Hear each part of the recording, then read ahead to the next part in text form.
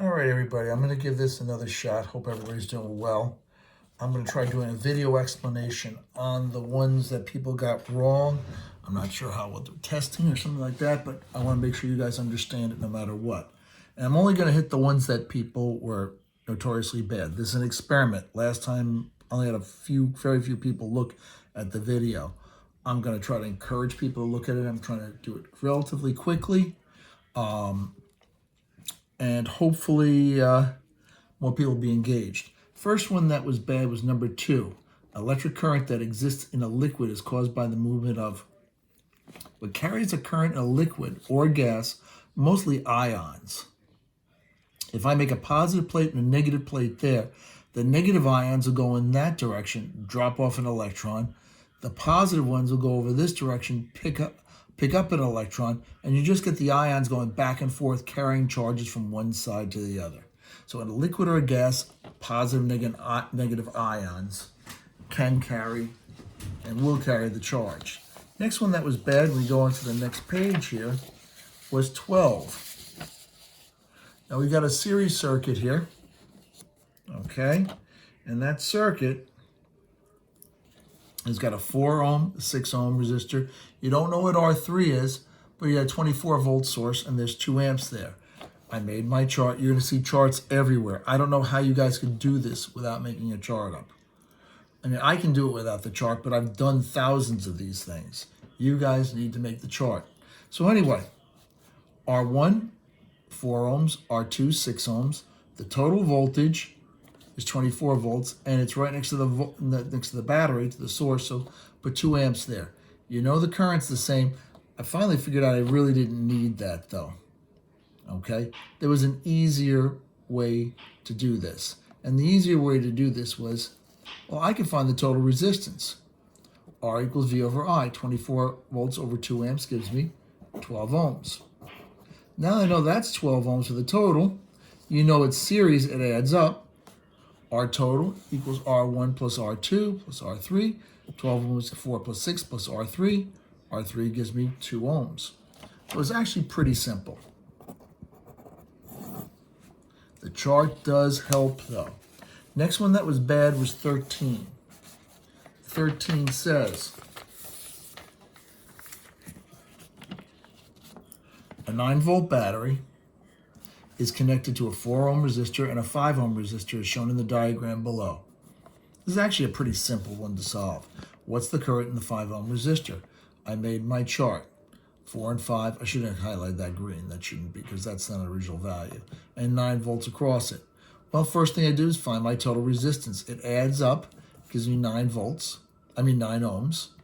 I've got 9 volts across 9 ohms of resistance. I equals V over R, just Ohm's law rearranged.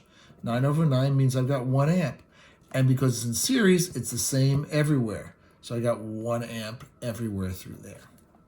Next one that was bad was 16. And 16 is another series circuit. And I'll post all this stuff too. Just in case you missed something as I go through it, I'll post the whole thing. All right, in the circuit represented by the diagram below, what's the reading of volt V? You want to find the potential across R1 is basically what you want to do. So I happen to know there's 20 ohms, 10 ohms, and 60 volts across this circuit. I got 2 amps, 2 amps. Well, anyway, let's solve this all the way through. To find the total resistance, it's in series, they add up. 20 plus 10 gives me 30 ohms. I fill that in. That means this whole thing acts like a single, if I did this 60 volts with a single resistor there of 30 ohms, it's exactly the same circuit. So now if I want to find out what my current is, I equals V over R. 60 volts across 30 ohms gives me 2 amps. And it's in series, so it's the same everywhere. All right, now I want to find the voltage across R1. Well, I know there's 2 amps across a 20 ohm resistor. V equals IR. I've got 2 amps across 20 ohms. I've got 40 volts. And that's the whole thing. Nice and simple. Okay, next one after that on the hit parade is it's 16. Hang on for a second. Go this over. 17 was the next one that was bad, but it shouldn't be. 17 was actually a really easy question because 17 was a parallel circuit. We always ask the magic question, what's the same? And a parallel circuit, the voltages are the same. The electric potential differences are the same. They're all 6 volts. So this guy and this guy both are going to read 6 volts. It's that simple. So here was the worst question of the whole thing. 20. The diagram below represents currents in a segment of electrical circuit. So we've got all these wires coming into a single point. There's 6 wires coming into it. And we want to find out what's the current in that one wire. Well, you cannot store charge at this point. So whatever current's going into that point has to come out of that point. Whatever current goes into the point must come into the point. I'm going to consider anything going in as positive, and I actually highlighted as green, and anything out is negative. The sum of my currents into that point has to be 0. These two I'm going to consider positive. 3 amps plus 2 amps going in. These guys I'm going to consider all negative because they're coming out. 4 amps plus 1 amp. 4 amps minus 1 amp minus 2 amps because they're all negative coming out. And there's my 6th one. I don't know what's going on there. So these two add up to 5 amps going in. These guys add up to 7 amps coming out, which means this has to have another 2 amps going into that circuit. That means I'll have 3 plus 2 plus 2 going in, 7 going into that point. 4 plus 1 plus 2, 7 amps coming out of that point. The unknown current is 2 amps into the point. It's not as bad as you think. Whatever goes into the point, whatever current goes into the point must exit that point. All right, that's 20. Next one that was problematic was 22. 22, here we go. I've got a parallel circuit here. I know that this is 10 amps. That's actually a total current going through there. I know R2 is 20 ohms, R3 is 30 ohms, and I called them 2 and 3 instead of 1 and 2 because that's ammeter 2, ammeter 3, and ammeter 1. I wanted the resistance numbers to match with the ammeters connected to it. So here we go. Well, the first thing I did was I said, all right, let's find the total resistance. They're reciprocals. 1 over R total equals 1 over R2 plus 1 over R3, 1 over 20 plus 1 over 30. That's 1 over RT equals 0.05 plus 0.0333. That gives me 0.08333. Take the reciprocal at the end. That means this whole thing acts like a 12 ohm resistor. Now that that's all set, well, one thing I know is I can figure out what my voltage is now.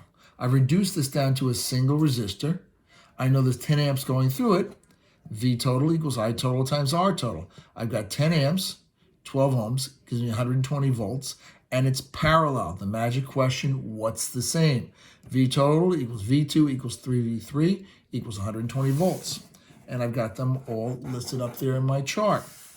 Now that that's all set, well, if I want to find out what's going on for I2, I know there's 120 volts, 20 ohms it's going across, use Ohm's law. I2 equals V2 over R2. I've got 120 volts across 20 ohms. There's 6 amperes going through that one leg of the circuit. 23 was also a little on the bad side. I've got my source, which is 12 volts. The way I know it's 12 volts is this voltmeter is right across it. I could have drawn that voltmeter like this. And there's no difference. All we do is kind of slide the 2 wires over to here. So there's no difference in there. I've got an ammeter that's going to read my total current through this thing. I've got a 4 ohm and a 2 ohm resistor. I could do this a bunch of different ways. I decided to find the current through each of these and add them up because that's going to give me what my current's being fed with. So I know there's 12 volts across here, and it happens to be the same everywhere. It is a parallel circuit. So V total equals V1 equals V2 equals 12 volts. Now I can find the current through each one of these resistors. I1 equals V1 over R1. 12 volts over 4 ohms gives me 3 amps. I2 equals V2 over R2. 12 volts over 2 ohms gives me 6 amps. And they add up. Currents add up in the circuit, in a parallel circuit. I total equals I1 plus I2, 3 amps plus 6 amps. That's going to give me 9 amperes. So if I put a meter here, this guy is going to read 3 amps. This guy is going to read 6 amps. And this guy right here, remember, whatever was coming out of the point, let's consider this guy positive, this negative, and the current going around like that. I got 3 amps coming out of the point, 6 amps coming out of that point. That means there's got to be 9 amps going into that point. All right, that's 23. And the last one I need to do with you guys is 24. They want to know which circuit correctly shows an ammeter and a voltmeter to find the potential through and across R1. It's just a simple circuit. Without any meters, there's your circuit. Please remember, ammeters connect in series with the circuit, and this will help you when you're doing your lab, and voltmeters connect across the device or in parallel with that. Well, here, both the ammeter and the voltmeter are in parallel. No good. Ammeter and voltmeter are a series with the device. Now you've got them set up. It's really strange.